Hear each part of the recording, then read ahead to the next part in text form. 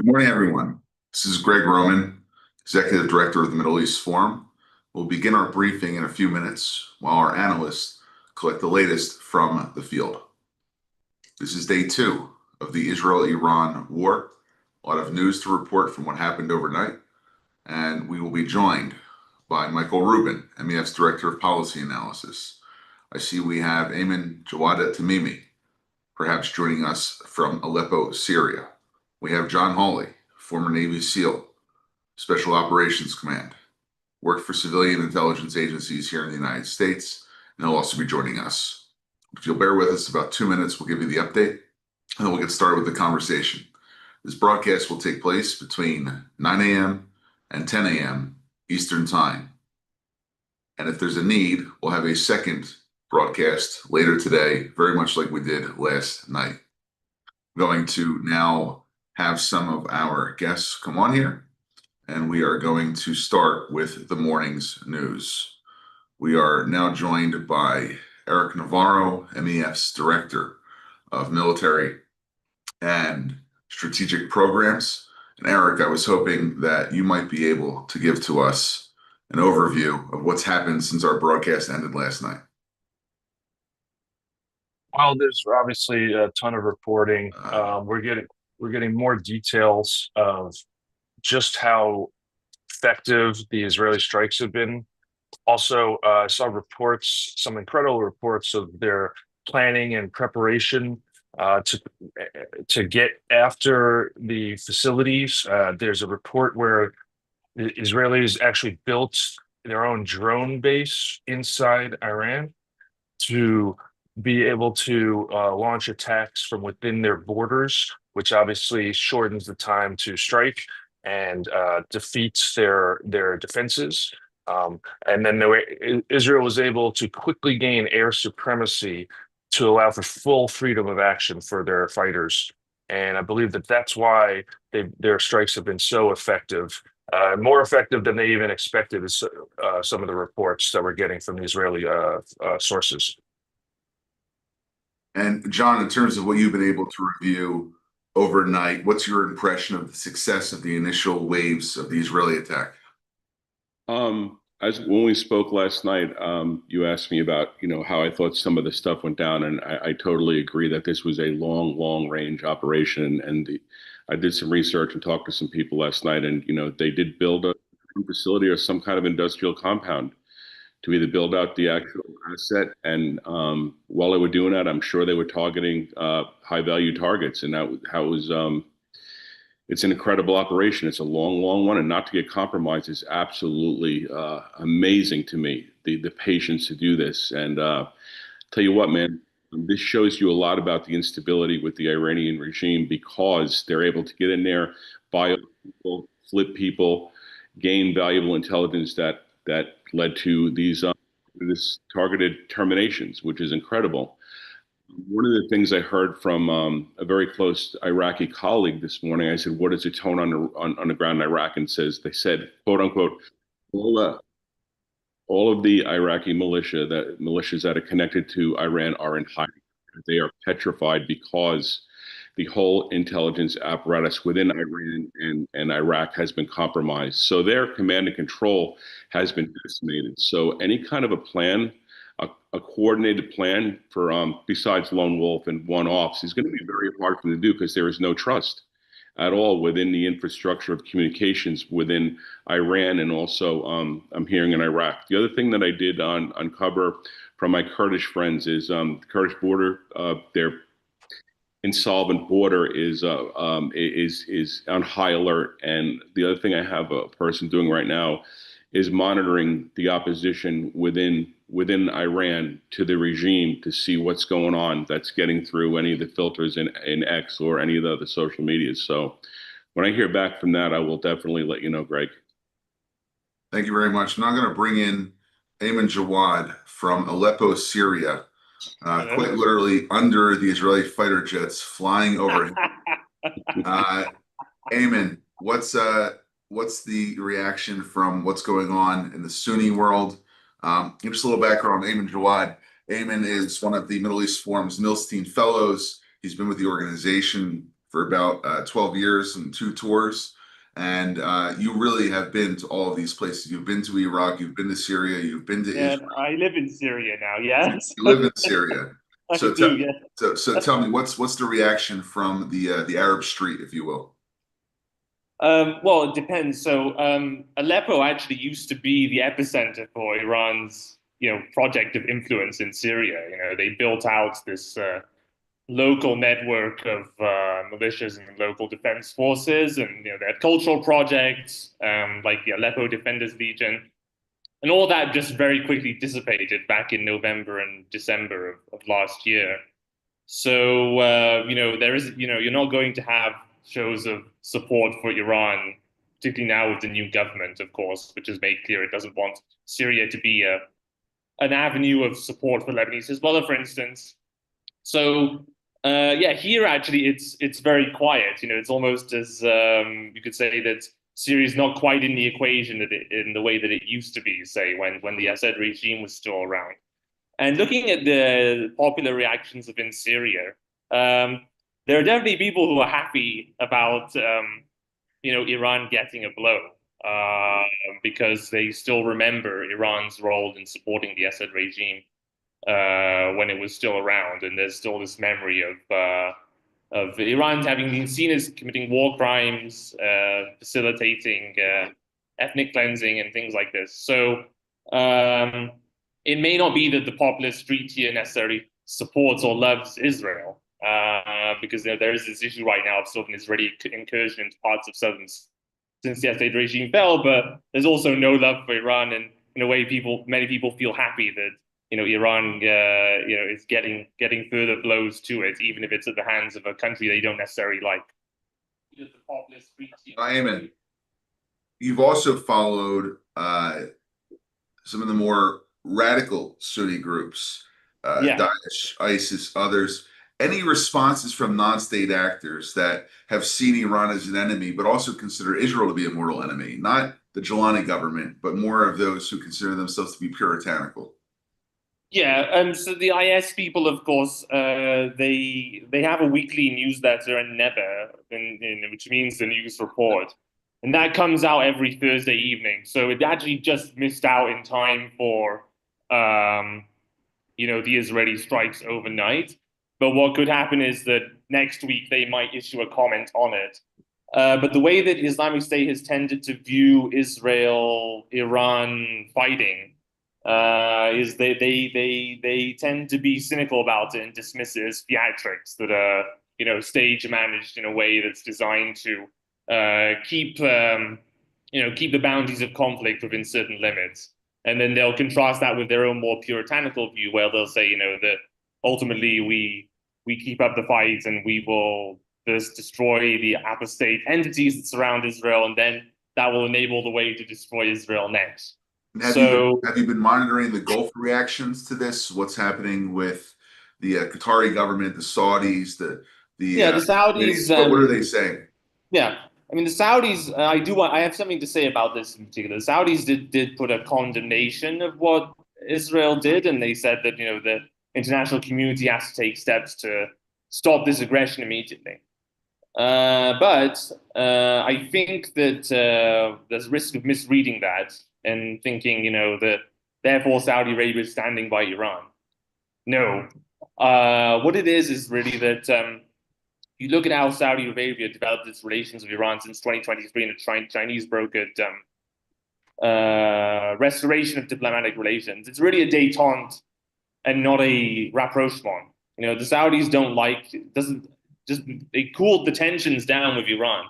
It doesn't mean that they like the Iranian government or they like the IRGC or its revolutionary ideology. It's really more that just Saudi wants to stay on the sidelines and just hopes that this conflict doesn't spill over onto its own territory. So it's not really about being friends of Iran. It's actually more that they just hope the Iranians don't lash out at them. So that really explains the Saudi reaction, and not really a rapprochement, as some commentators have interpreted Saudi relations with Iran. Okay, thank you, Ayman. I'm now going to ask Saeed Golkar, who should be available to speak here. Saeed, the view from within Iran. I know you're in Tennessee, but you still maintain great connections with many of your former colleagues at the University of Tehran, other Iranian institutions of higher learning. It's been 12 hours now since the strikes began. What's the reaction from the Iranian street? Thank you, Greg. And good morning to everybody. The reaction from Iranian should be divided between the three groups. The pro-regime, that they are very angry, humiliated, and sad. The Iranian who are against the regime, and most Iranian are part of this group. Fascinating to see. They are very happy about all of this operation. That this is interesting for the outside observers, that how some people are happy that when another country attack your countries is because if the Islamic Republic is very repressive, authoritarian regime. So you shouldn't be surprised to see a lot of Iranians are happy about the elimination of IRGC high rank commanders and destroying of Iran missile program. And at the middle of this, the ordinary Iranian people are very, scared of what will happen in the future. These three, being happy, being humiliated, sad, and angry, and scared, is you can see it on the street of Tehran and on the social media. Last night, as soon as the operation started, I was talking with my family, and we are living in the east of Tehran, about less than few hundred meters from the IRGC, headquarters, main headquarters, that have been targeted. So all of my family were outside in the street, figuring out what is happening. And I was talking to people who stayed completely awake during last night. Some of them were trying to find which apartment have been targeted, which site have been targeted. People are waiting to see what will continue in the future. But again, it is a mix of being sad, humiliated, very happy about what is happening, and being scared. And I think that's a very natural response. Saeed, what's the possibility of a revolution against the regime? As long as Ayatollah Khamenei is alive, he is actually the glue to the whole system. He's very like Hassan Nasrallah in Hezbollah. As long as he's alive, the regime supporter, they still think that the regime will continue. So the possibility of the revolution or mass uprising will be unlikely, unless Ayatollah Khamenei have been taken out by the Israel. At that time, it will create a huge uncertainty among of the elite, among of the people who are supporting, and will motivate the people who are against the regime. So I'm cautious to see what this operation will go on. If Ayatollah Khamenei will be killed in the next round of the operation, then the possibility of regime change is high. Thank you, Saeed. I'm not going to ask Dr. Craig Considine to comment on the American reaction. Craig, I know that you've been monitoring social media. You've been up most of the night in Texas looking at what's going on. What exactly is the reaction from the Twitterati and for those other individuals who are commenting from the Americans' perspective on this? So in gathering my notes, I came up with 5 things that have struck me. One is, of course, the pro-Zionism on X, and I think they're realizing that this is bigger than Israel, that there are civilizational dynamics here, and that Israel is really fighting the war for the free world. I also have noted within this sphere just how remarkable the attack was, which obviously folks have mentioned earlier, just how remarkable the attack was, and just how devastating it was, of course, to the leadership of the IRGC. Within this realm, too, folks are kind of suggesting that this could be the beginning of the end of the regime in Iran. So that's the pro-Zionism side, all kind of expected. You know, a lot of folks realize these things, so this is not surprising. Also not surprising is the Democratic opposition. I don't know if you saw the X post by Senator Murphy from New Jersey saying that this makes America more dangerous, which, you know, this is not surprising either. I've also noticed, so the third thing I've noticed is an uptick in posts with the Iranian opposition and Pahlavi. And this is coming a lot from the pro-Zionism realm, kind of waiting for the next regime to pop up. So I thought that was interesting. And then two other things among the, let's say, like the hardcore Trump pro-MAGA camp, they're saying Iran messed up. I don't know if you saw President Trump's post, but he just said, you know, we gave it a whirl with Iran and they wouldn't get on board and they messed up. But there's also some concern within the MAGA crowd on X that this might escalate into a new war and that there might be boots on the ground. The last thing I want to say, you know, we talked about the Saudi and the Emirati statements. So I've seen these posted everywhere, you know, from multiple sides, but mainly a lot of folks in the, you know, pro-Muslim Brotherhood crowd basically saying, oh, look, even the Saudis and the Emiratis are rejecting this. But we've seen so many messages coming from the Saudi and Emirati government throughout this entire conflict about things, you know, condemning Israel. But I must say, I don't think it has much weight.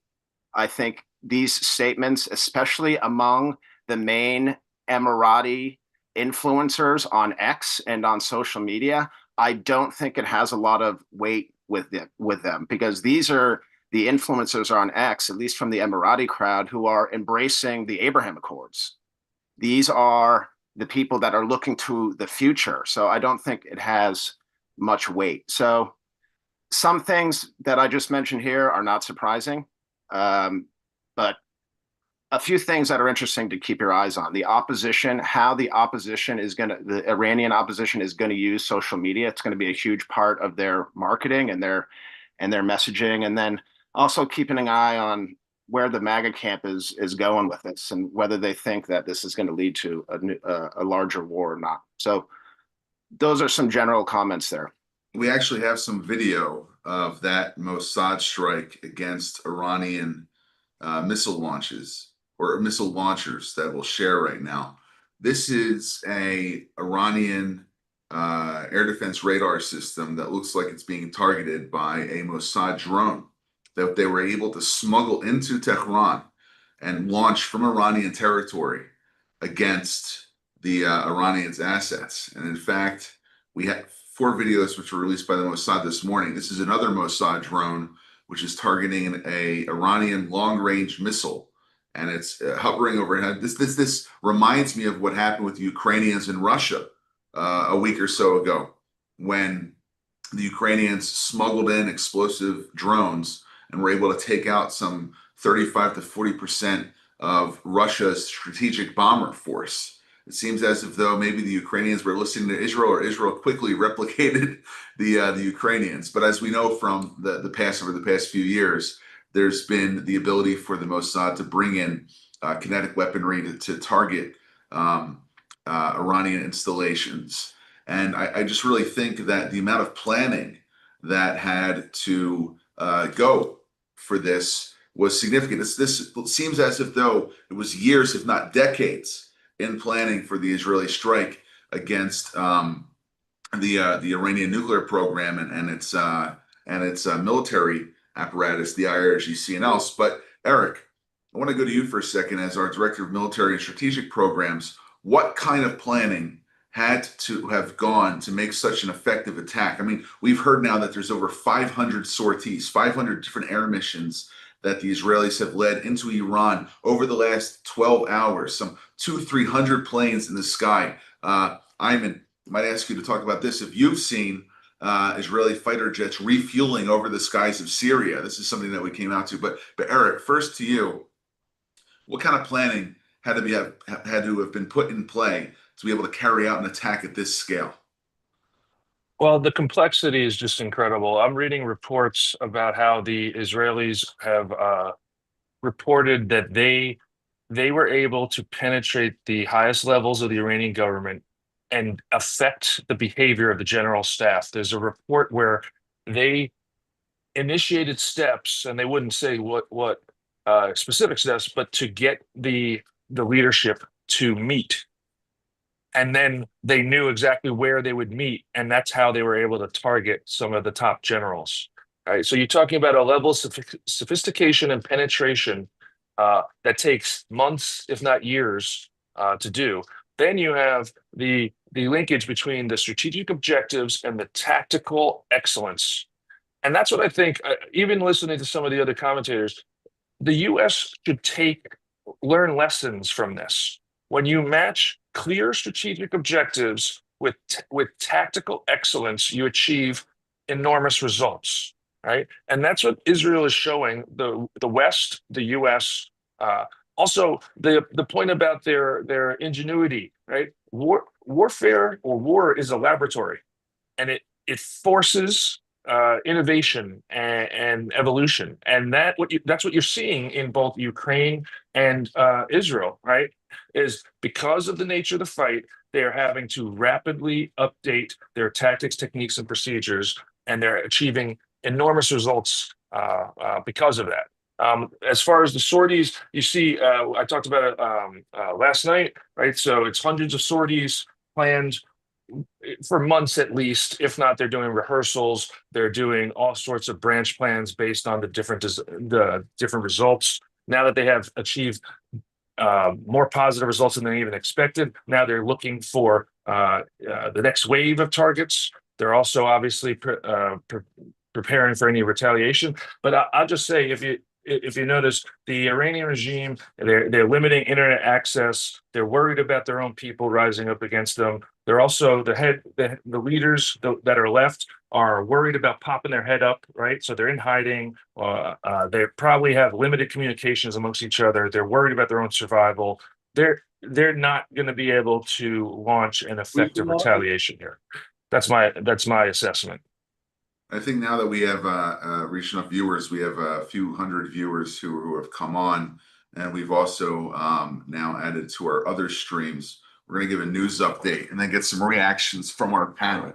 So, in the last 12 hours, we have seen, starting at around 8:30 p.m. last night Eastern Standard Time, that'd be around 3:30 a.m. Israel time, around 4:30, 5:30 a.m. Iran time. Israel has launched a series of devastating attacks and continues at this point to target Iran's nuclear infrastructure. They have also targeted the heads of the Islamic Revolutionary Guard Corps, advisors to Ayatollah Khamenei. They have gone after the head of the IRGC's Air Force.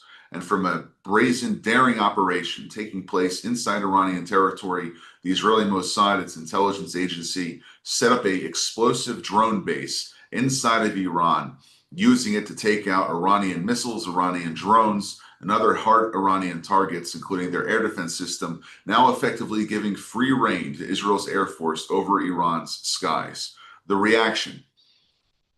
Reported 19 minutes ago, there are reports of launches of rockets from Lebanon into northern Israel near the Israeli town of Kiryat Shmone.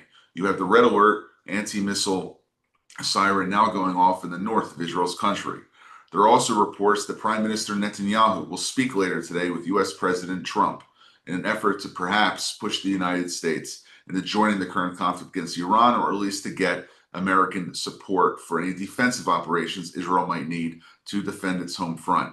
There are also multiple reports of Israeli KC-130H aerial refueling tankers refueling Israeli fighter jets over the skies of Syria, over the skies of Iraq, and going forward. In terms of the target bank that the Israeli Air Force has struck, there were reports of attacks against Natanz, Fordow, the Arak heavy water facility, Tabriz, targeting Iran's ballistic missile launch and storage sites operated by the IRGC.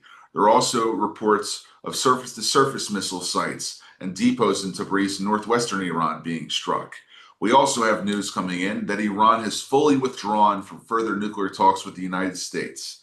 We also have the statement from President Trump regarding those talks, where he says, quote, 2 months ago, I gave Iran a 60-day ultimatum to make a deal. They should have done it.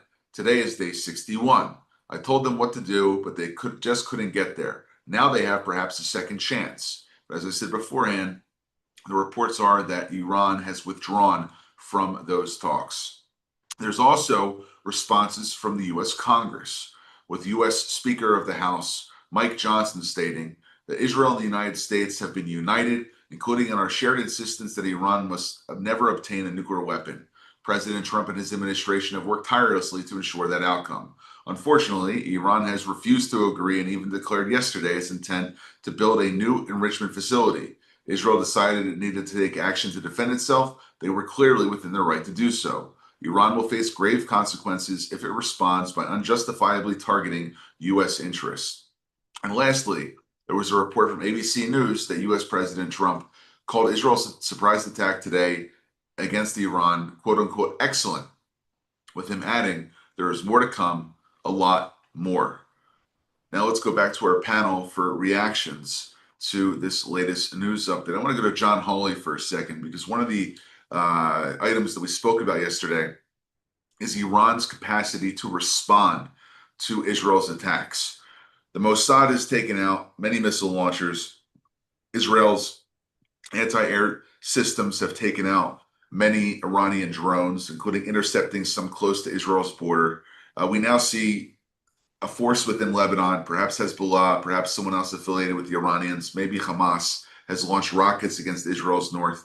But one of the areas for response, which has become very worrisome, is not the missiles, it's not the drones, but it's the non-state actors, the sleeper cells, the lone wolves who have been inspired by the Iranians that may start activating on Jewish community targets, Israeli embassies, perhaps even targeting other Western soft targets. What capacity does Iran have to respond with terror organizations and non-state actors rather than just their large strategic weapons?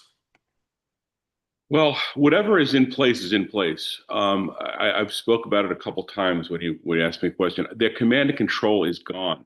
So the psychological effect of them having no command and control, there's people probably afraid to go to the bathroom right now in Iraq and Iran. Since the beeper thing happened, I mean, I know people flying back to Beirut from Saudi, and they were wondering if anybody on the plane had a cell phone or a beeper that can go off. I mean, this psychological part of this, remember, the mullahs are the mullahs. This is all about money and control and power. These people are going to, in my opinion, doing what I do, is they're going to consolidate their own power. They're going to funnel money out of the country. They're going to do many things, but these sleeper cells are now on their own. There's no command and control. They're there. They might have a handler or somebody in the United States, higher authority, but this whole notion of a coordinated attack besides lone wolf one-offs, to me as an operator, intelligent operator, their command and control, Greg, is absolutely blown from, I mean, you guys are intercepting drones before they're getting out of the goddamn country over there. Sorry for my French. I mean, you guys are getting stuff, I mean, 1,000 miles away. It's not even getting close. These bigger, like Predator drone sized drones, not the little tiny, Frisbee ones. So their command and control is done. There's got to be people absolutely quaking in their boots in any part of their network. Because you know what? Our OSINT is great. Our ELINT is great, and so is yours. And these people have been tracked already. So all they got to do is illuminate the phone, illuminate their internet, illuminate a sat phone. They're on our radar. I mean, and it's something we don't talk about operationally in intelligence, but these people are known. And I believe the sleeper cells, the one-offs, are all on their own. So it's, again, I told you last night, or suggested or made a comment last night, right now, intelligence operatives are going to make their money if they're worth the salt. And that's what it's going to come down to, is due diligence on the ground, using your sources, really leaning on your sources for what's going on, This whole thing, this operation with Mossad is outrageously successful because the psychological part of this, that they're getting that information in Iran, what the Israelis did there. It's got to be in their head 24 hours a day, not just the sorties, not just the burning buildings. The whole psychological part of this is going to be absolutely paralyzing for them to mass any kind of a major response. That's in my opinion of what I see going on right now. Ayman, I want to ask you about the Iranian capabilities, not their strategic weaponry, but looking at what they were able to do in Syria through the IRGC's Al-Quds division, looking at what they were able to do in Lebanon. Should countries in the West, should Israeli embassies, should Jewish community centers, other soft targets be worried about the Iranian capacity to strike far by using its ideologically motivated allies, or perhaps sleeper cells or lone wolves? So I remember actually around a year ago, we talked in Jerusalem about this issue about, do these proxies or do these actors backed by Iran, really have capacities there to inflict major damage on Israel? And I was quite skeptical. And I felt with the confrontation that happened between Hezbollah and Israel last fall in Lebanon, when Israel escalated, that really inflicted major blows on the group, and they were effectively defeated in that confrontation because they had to drop their demand for a Gaza ceasefire as a condition for de-escalation on the Lebanon front. Right now, there have been some of these reports about rockets on Israel's northern front, or some kinds of projectiles, but it's not actually clear that's even Hezbollah. It could be Iraqi groups, for example, trying to launch drones towards Israel. Here in Syria, actually, there have been some reports of Iranian missiles that didn't quite reach their target and landed in some places in Damascus countryside. So I think actually if you look at, say, what Iran had as its strategy in the past or had a rationale for supporting groups like Hezbollah in the concept of forward defense, as it were, in the sense that if Israel attacked Iran, then Hezbollah responds with a massive wave of rockets and it causes massive chaos for Israel. I don't think that threat is really there anymore. But as you alluded to, there is this issue that, say, people who support Iran, located in countries in the West or elsewhere, acting whether or not they coordinate with Iranians or whether they do it on their own initiative, they could, try to commit lone wolf attacks. And I think that's perhaps something more to watch out for. But on the direct front of, say, Hezbollah, say, to the north, I don't see actually them really being able to pose much of a threat or challenge to Israel. And I think that was actually as a result of Israel largely defeating Hezbollah in the 2023 confrontation. And as I noted already, on the Syria front, there's no more Assad regime here. And yeah, there are still attempts to smuggle weapons on the border areas to Hezbollah. But the new government's clamping down on that too. So it's an even more optimistic picture than I had when you asked me in the beginning of 2024. So, and I was quite optimistic there. I think, if you looked at me relative to the other people in that room, I was one of the more optimistic types. So I feel vindicated by that, and I would say that I'm not concerned of say major chaos, say, on the northern front for Israel as a result of because Hezbollah has been largely defanged. It's not completely gone away, but that threat's been largely minimized. So, okay, we now have Alex Selsky. I know that he is between briefings on the Israeli television stations because he is currently working with Israel's Home Front Command as a major in the reserves. Alex, we haven't had an update from within Israel right now. I was hoping we might be able to get an update from you. This is Alex Selsky, the director of the MEF office in Israel. Your update. Hi, good afternoon, evening from Israel, from the Home Front Command. I'm now on the Home Front Command Major Base. Well, you definitely all watch. I can tell you that the atmosphere in Israel is on one side, very happy. I think that everybody understands that this is a very successful attack. On the other side, we all wait for a counterattack, and we, the Home Front Command, in this moment, we prepare only all the Israeli public, all the Israeli citizens to the counterattack. I've been since 4 a.m.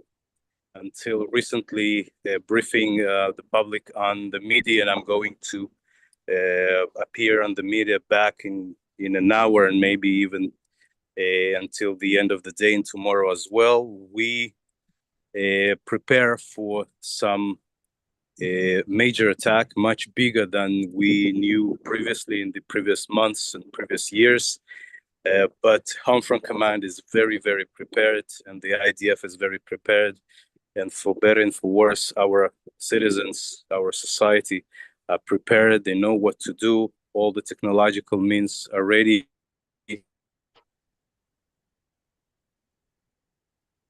Hey, Alex, I think we might have lost you there. If it looked like his connection went out. But one of the things I was going to ask was what capabilities or what expectations there are that Israel has moving forward. And I'm going to ask John, not John, if we have Winfield Myers here. Wayne, are you with us? There's been some significant reporting that we've done over the past few weeks about what this attack might look like after the first wave. The capabilities that Israel has to be able to inflict further damage on Israel. There was a great article by Lazar Berman that came out about the way in which Israel might try to finish the job. Can you maybe elaborate a little bit on that or other things that we've put out in the past few weeks about getting ready for this moment? Yeah, and as everybody's noted, this has gone so smoothly, both because of Israel's strikes in October that took out so much of the Iranian air defenses. And as we noted last night, Iran didn't respond in, and as Eric has noted, and Ayman too, they haven't responded now, not very much. I heard that 100 drones were launched, but none of them made them into Israeli airspace. I think the Israelis' next move is to continue to ensure that the nuclear facilities are really destroyed to the greatest degree possible, absent American help. That'll be interesting to watch too, given Trump's comment that you noted that he thought this was a great thing. Will the Americans come in with bunker busters? Will B-2s be launched against this? But I think they want to make absolutely certain that the nuclear threat is removed. That's got to be their first priority. And with so many Mossad agents on the ground, which was obvious from last night, there's no way to pull all this out without that. And launching the drones from within Iran, I wouldn't want to bet a lot of money on Khamenei's life right now either. They're going to try to do as much, to remove as many leaders as possible, continuing what they started last night, I think. And one of the things that I was hoping to bring up, and maybe we can do this for the entire panel, is there has been this think tank speak and U.S. government conversations, not necessarily from the Trump administration, but from others, warning Israel about the consequences of striking Iran, that this would lead to World War III. And for right now, we see a pretty limited response from the Iranian side. It looks as if their command and control, like John pointed out, is in chaos. Like Eric pointed out, they're not necessarily able to even get any of their missiles launched off the ground. Winfield, you pointed out that 100 drones were launched, but not one made it into Israeli territory. I mean, does this prove all the naysayers on the opposite side of the fence who were against an Israeli strike, who were against kinetic action to take the nuclear program out, wrong? I'd like to open that up. Anybody have any thoughts? Ayman? Yeah, so I'd agree about this. The World War III. This came up when Qasem Soleimani was assassinated in 2020, and it comes up now. But the concept of World War III in this case is absurd because the fact is, if you look at the big picture, there'll be countries that say that condemn Israel's actions and say this is aggression against Iran, and say it's a violation of sovereignty, like Saudis did, and and you could expect maybe that from China or Russia and so on. But if you look at the big picture, would any major world power actually step up to actively defend Iran in this case and to actually, fight back against Israel, that's very doubtful. So, that's really why you can't really go and say, well, okay, Israel strikes around World War III, because if major international powers are not going to step in on the Iranian side actively and try to militarily help it or defend it, then you can't call this a global conflict. So yeah, I would say the World War III appellation is very absurd. Yeah, Greg?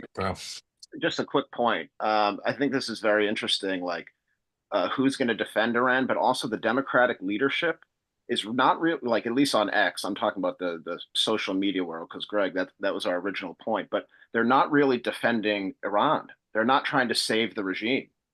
Like even Ilhan Omar, like her statement, it's not even a strong one. Just doesn't even talk about the military success, how bad it is. It just turns into an anti-Israel post where she says America is basically a puppet of Israel. I mean, that has nothing to do with anything. And then even Rashida Tlaib, not defending Iran in her posts, just turning it into an anti-Israel tirade, calling Israel a rogue genocidal regime. They're not even defending it because I think they're realizing they can't, because this attack was so devastating. What's going to be the future here? How can the Democratic Party defend Iran? They can't, but they're in no man's land anyways. John, you wanted to say something? Yeah, not for the, I'm not going to say uneducated person, for the person who doesn't really deal with this every day, as we all do here, is when I tell people, when you're looking at it, look for what they're not saying, and they're not saying things. Saudi is partying their butts off, drinking coffee right now, eating hummus, and vaping whatever they vape. That's not drug related, it's illegal there. But the thing is look what people aren't saying. Nobody wants to stand with a loser. And the thing is, the Democrats are out trying to find Iranian flags right now, so they're all busy, so they could have a third flag out in LA beside the Mexican and the Palestinian flag. I mean, they got no platform. But this thing is, I've heard from 3 different people that are very well connected in Saudi, Beirut, and Iraq. Nobody wants any part of this. They do not want it. You have to look at the financial component with this administration, with Saudi. Do they want to compromise that? Do they want to compromise potentially getting a normalization with Israel after the October 7th thing? No. They're the Emiratis, they've been hiding under their desks for ages right now, been out of the game against the Qataris and Yemen and everything else. So my point is like, I don't see anybody come to these guys' rescue. They're a paper tiger. I've heard in so many different ways last time, my colleagues overseas, that they got nothing. I even read a report this morning, a scary report, that these drones didn't even have HE, high explosive, in them. They're just flying them to show a show of force to the people. It's a facade. I'm waiting on my Kurdish folks to get back to me. I'm really want to know what the anti-regime, messaging is within a certain age group of people that oppose the regime, to see what they're saying, because this whole thing that's going on is going to create unrest in Iran that is in our favor as anti-Iran individuals that have been fighting against radical terrorism forever. So it's going to be very interesting, the messaging within Iran and the fracturing of it. Of what's going on in their own country. Regime change, I don't know, but any damage besides physical damage that could be done, info warfare and everything else, it's going to be very interesting to see how it unfolds. I just really want to see here, just on the Kurdish perspective, Lukman Kurdistani, are you available to help us with a little bit more of a take on what's going on from the Kurdish provinces within Iran, or from Syria, or from Iraq? And if Lukman is not available, I'd like to go to Mardo really quick to give us a little bit of a perspective from the Iranian point of view, just like Saeed was able to do with us earlier. Mardo, you've been covering this country for decades. You have wisdom that goes beyond your years as it relates to this conflict. What's the reaction right now? If you're putting yourself in the shoes of a senior official of the regime, What are you thinking right now? What is your response strategy? We've seen the public statements, but what exactly is going on in the minds of the Ayatollahs? Hi, I don't think they had a good plan in place, and they also don't have a plan B. The attack was really astonishing. I mean, it's like what once Václav Havel said, that the Soviet power in Eastern Europe fell so quickly, we didn't even have time to be surprised. So the mullahs didn't even have time to be surprised. They were caught off guard, lack of planning. They are very scared now that the public will take advantage of this situation. So far, the streets are quiet in Tehran. So far, there have been no demonstrations, but the public is absorbing what has happened. And I think the middle echelons of the armed forces are also absorbing what has happened. Someone on Twitter was joking that the next general staff of the armed forces would be composed of sergeants. So this is the overall mood in Iran. Of course, activists, human rights activists, political activists, and anti-regime people who are outside Iran and can talk are jubilant, basically. And I can say that probably that the mood exists by and large within Iran too, although in Iran, activists and ordinary people would be a little bit more careful because they can be monitoring everything and they can come after you if you say anything.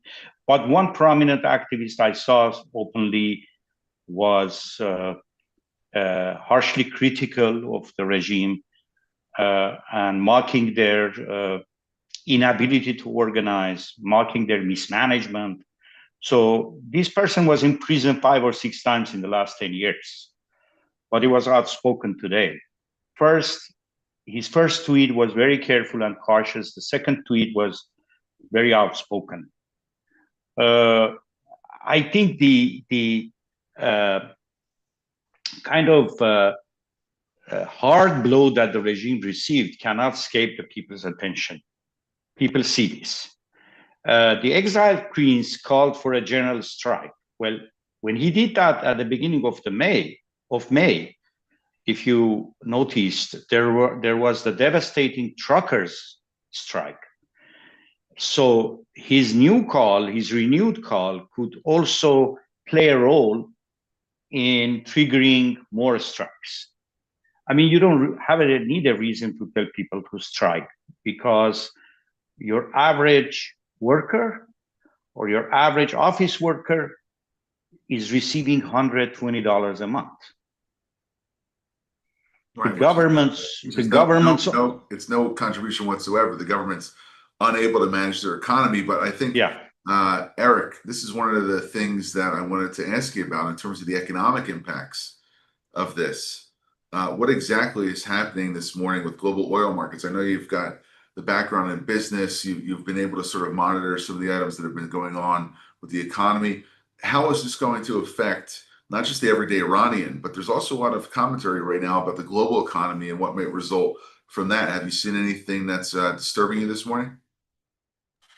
No, I mean, this is my opinion. I think that the shock will be temporary. I mean, the Dow is down 1%. Oil prices have jumped about 7-8%. But that's just on speculation that the supply of oil will be restricted out of the Strait of Hormuz, right? Or impacted by any retaliatory strikes by Iran. As soon as there's more information, I mean, that could be easily counteracted with additional output from the Saudi and Gulf states.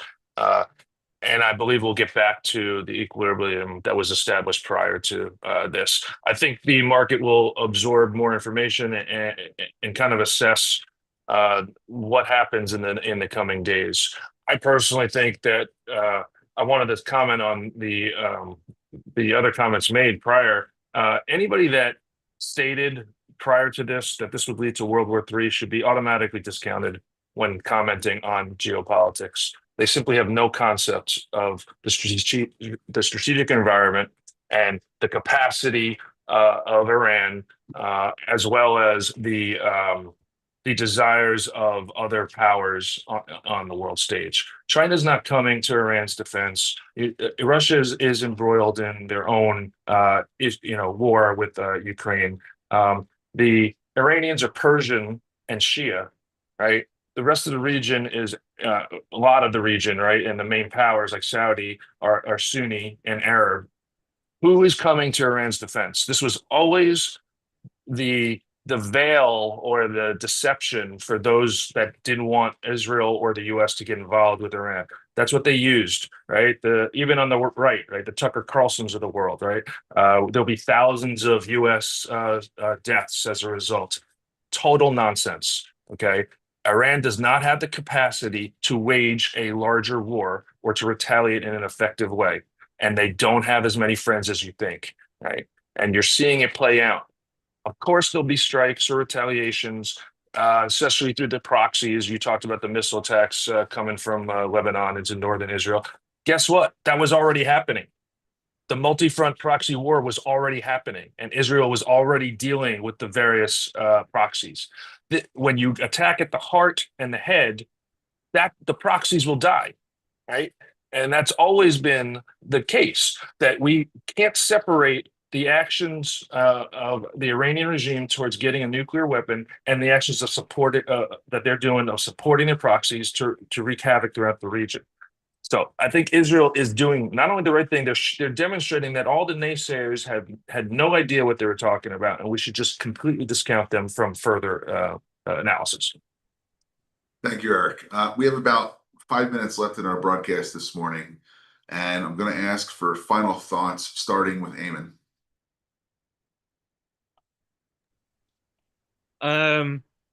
Yeah, it's just in conclusion, I would say that yeah, I mean Israel definitely has the advantage as I see it over Iran, and I don't see this evolving into a bigger global scale conflict. But also actually yeah, on this front in particular, on the Syria front, the political change that's happened here makes this actually a bit of a quieter front, and Syria is more out of the equation than it used to be, when the Assad regime was around and was such a linchpin of a crucial weapon supply to Hezbollah in a way that could threaten Israel.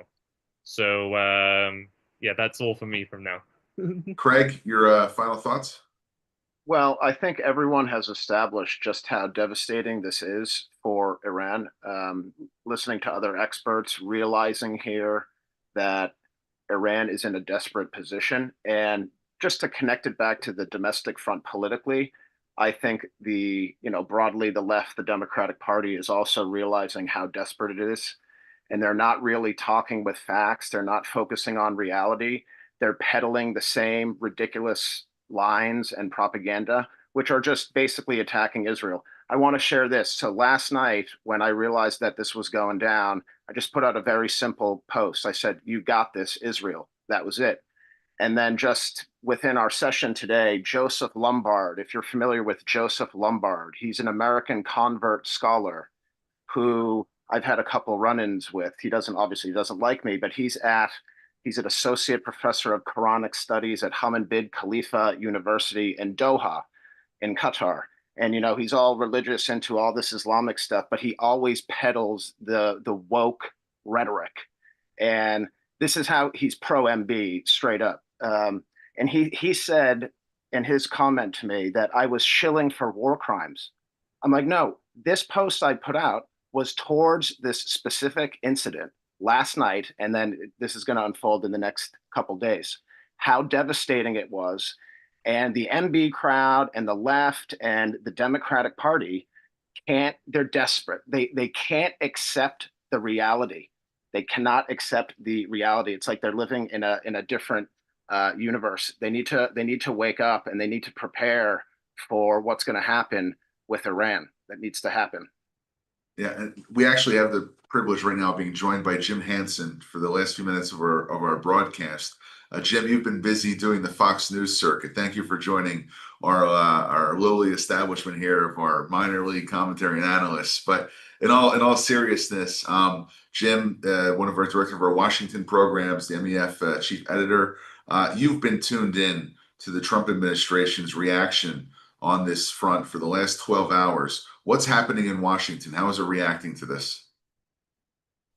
I think there are a couple reactions. There are folks who did not want this to happen, but who are being forced to accept the fact that this was a highly successful operation, and it has completely changed the field of play for the entire Middle East. The idea, that Israel was going to go this alone, that they would potentially not have the support of the United States is not how this played out. There was, if not coordination, at least information passing between the Israeli government and the U.S. government. And President Trump was aware that the Israelis did not see a path to ending Iran's nuclear program before it could become operational. And in the end, he accepts that. That's the thing that he had made the red line was Iran can never have a nuclear weapon.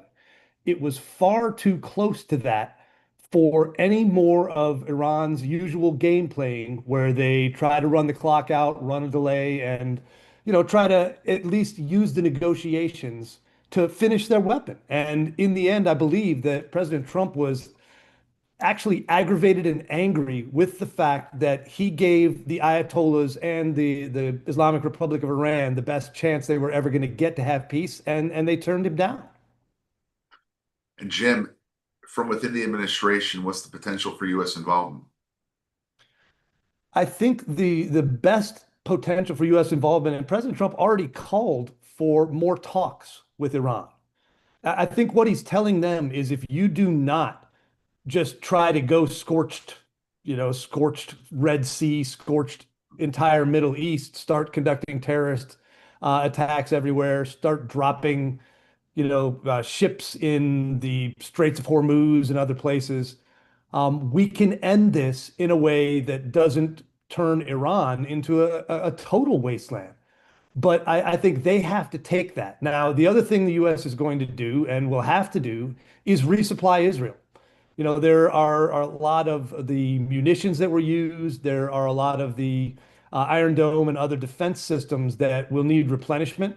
And the U.S. is going to do that. We're not going to abandon Israel. This was not a U.S. operation, but it's not a U.S. interest for Israel to win this.